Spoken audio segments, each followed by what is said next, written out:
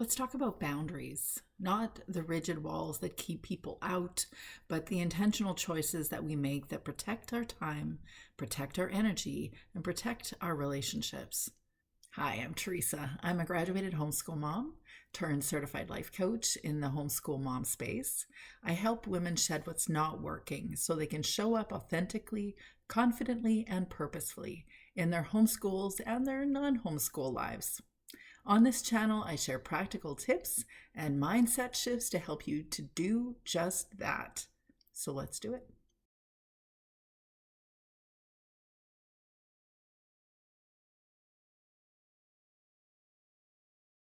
Why do I discuss boundaries? Because in the homeschool environment, boundaries are necessary for maintaining a sense of inner peace, responding to our needs, our goals, and obviously keeping things organized. Homeschool moms often face unique boundary challenges. I wonder if you relate to a few of these. Sometimes we have external interruptions, like we have unwelcome, opinionated family members or friends or neighbors or random people in the grocery store who don't respect our homeschool time or our homeschool choice. Our unique internal struggles might mean that we have our own boundary challenges with ourselves. We are self-criticizing. We have those self-criticizing or shaming thoughts and also unrealistic expectations. Do you relate? And sometimes it's the family dynamics that overstep boundaries, like kids who don't honor our needs or the stated boundaries that we've placed. Or sometimes the boundary challenges come within the family home. So kids who aren't honoring our needs or our stated boundaries, or maybe the kids that aren't actually honoring their siblings' stated needs or boundaries. Maybe our partners who won't honor a respectful approach in addressing their needs. Or maybe it's you that needs to learn how to engage in respectful conflict resolution and addressing other people's needs in an appropriate way. No matter what the boundary challenges or boundary overstepping always saps our heart, our energy, our minds, and prevents us from living our lives intentionally. So what are some of the practical steps to dealing with boundaries in your homeschool mom life? I'm going to give you a few here. The first one is to unplug during your homeschool hours, unplugging your landline if you have one, and you know what that is. Might be dating myself. Or silencing your notifications on your phone. Letting family and friends know that you have a job and it's called homeschooling. Scheduling personal time into your day timer. Finding a time and a place where no one can access you, preferably away from home if necessary. That's the best way to create time that's separate for yourself. Long ago, I got this idea from Jen over at Working Homeschool Moms on Facebook. She shared to use a tool like a timer to set it outside of your door to help kids understand that it's not appropriate to knock on the door. Mom's not available yet, but when the timer goes off, you can knock. The fourth thing you can do is to establish morning time boundaries. Even as a non-morning person, establishing a routine that allows you some quiet time before the day begins means that you actually feel like you have thought your two thoughts consecutively for the day, and then you can listen to your kids' words. The fifth thing you can do is establish a quiet time in the afternoon. Many moms do this. Schedule a 10-minute coffee break after lunch or hire a babysitter one afternoon a week to give yourself a few moments of separateness and peace. The sixth thing you can do is to model respectful communication. So demonstrating the behavior that you wish to see, that is the most effective way to teach others how to communicate. And I know that we're going to make mistakes at times, so there's no shaming, no shade. We all do it. We have the challenges to maintain a calm, even diplomatic approach all the time. But the goal is to demonstrate the behavior you wish to see. Use a calm tone. Be actively listening, being curious as to why someone's experiencing something they are. If they're having a big emotion, maybe ask first, and then express your feelings with I statements. So, for example, you can say, I feel overwhelmed when the kitchen is messy, instead of, you never clean up. The two deliver a very different energy, don't you think? The seventh thing that you can do is to set clear and consistent boundaries. Clearly articulating your expectations and the consequences of crossing those boundaries calmly, that is the step to establishing boundaries. When everyone understands them and the reasons behind them, then you're able to maintain them more consistently. Of course, this is an entire effort over the course of time, and depending on how old that child is, it might not be happening immediately. They might not be able to honor it immediately, but you being clear and consistent and explaining the reasons behind them will be useful for you. And they'll learn, just a matter of time. Teaching and practicing empathy, being intentional about it, is a great way for each of the family members to listen and care about the others, encouraging each other to ask each other their feelings, getting curious when others are having their big emotions, instead of making statements like, "Why are you angry? You don't need to be angry about that." It doesn't help. Just like telling someone to calm down never helps them to calm down.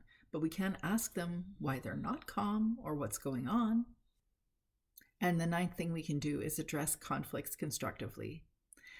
When conflicts arise, we can approach them with empathy. We can create a routine around approaching them in a certain way.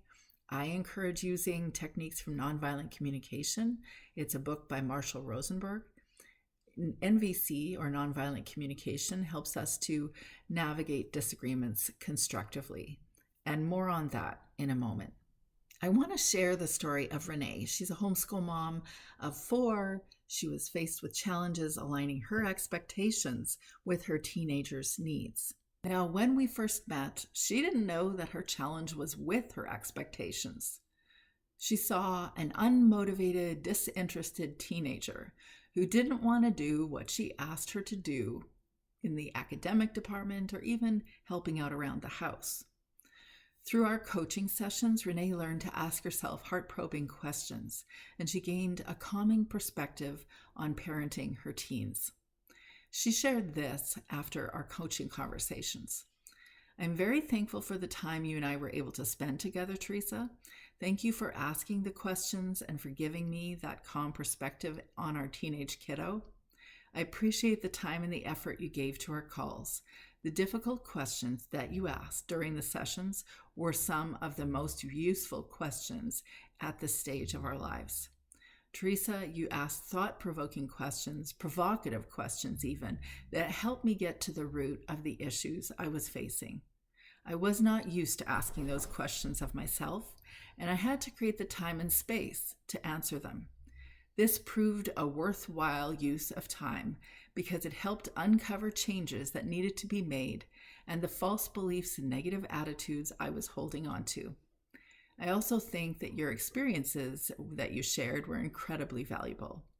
Your experiences served to help me gain confidence in making these changes. So thank you. It's always a pleasure to walk alongside other homeschool moms to help them shed what's not working so they can show up in their homeschools and their lives authentically, confidently, and purposefully. Now, I said I would speak about using techniques from nonviolent communication to navigate disagreements constructively.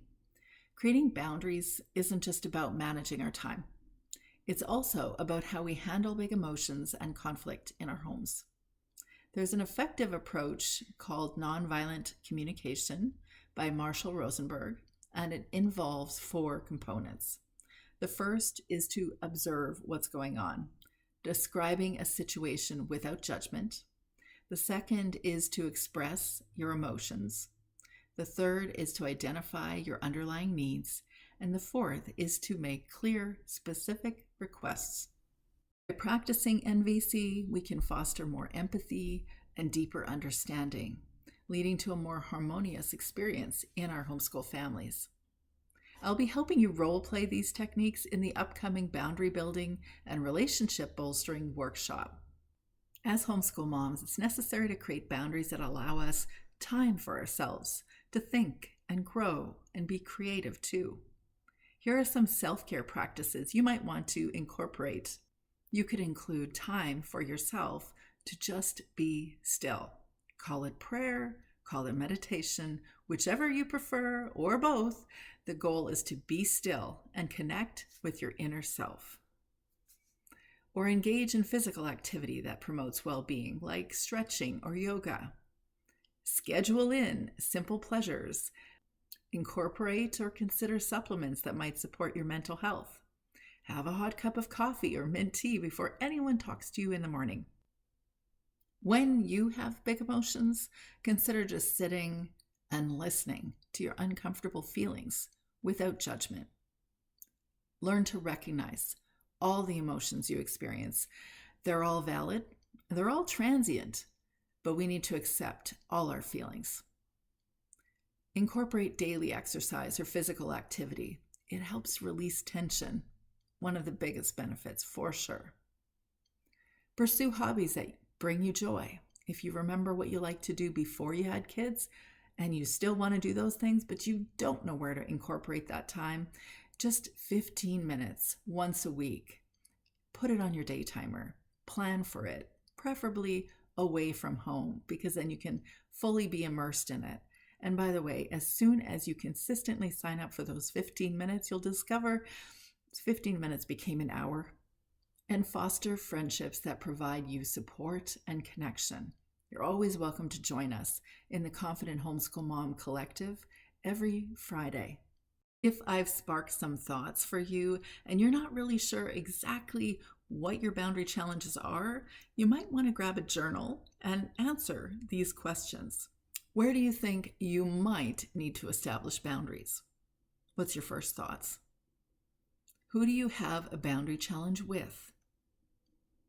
Is it with yourself, with your partner, with your kids, with your parent, with a good friend? Do you have time for yourself during the week? Do you build time during your day for quiet or separate time? Do you have a plan for responding to random strangers' questions about your homeschool choice? Do you unplug your landline during the day? Or do you turn off notifications on your devices during study times with the kids? How do you want to be spoken to, and in what tone? When you have conflict, how do you want to be spoken to during conflict? Do you speak to others in that way too? How do you unkindly speak to yourself? Are there mistruths that you repeatedly tell yourself?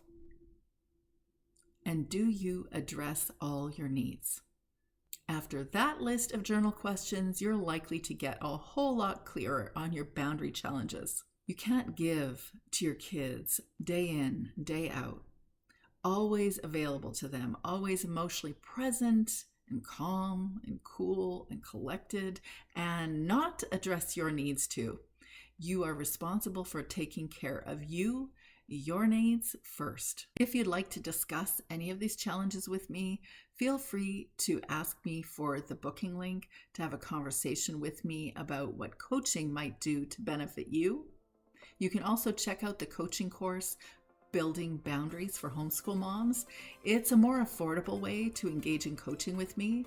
It's kind of like reading through a book or listening to a course audio and sharing your thoughts in the comments section and me interacting with you to unpack your challenges and build your responsive action plan to address those challenges.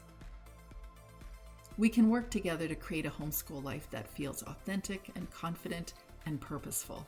And if you haven't already downloaded the Boundary and Relationship Building Checklist, this is a resource designed to support you, offering you daily practices, weekly reflections, and boundary strategies to help you start your day feeling calm and centered, to navigate homeschool life without sacrificing your needs, to build respectful, connected relationships with your kids, and to stay aligned with your homeschool vision and personal values, but most importantly, to fully enable you to feel empowered and resilient and authentically you.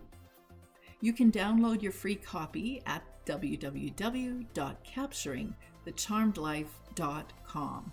And of course, if you want to deeply tackle these boundary and relationship challenges, you can gain further support in coaching with me. I invite you to schedule a free, no obligation conversation with me to learn more about how you can do that. During our conversation, we'll explore your unique challenges and discuss how coaching might help you build stronger boundaries, clarify your needs, and rediscover who you are beyond homeschool mom. Remember that setting boundaries isn't about building walls, it's about creating space for growth, connection, and peace in your homeschool journey. Thank you for being here today.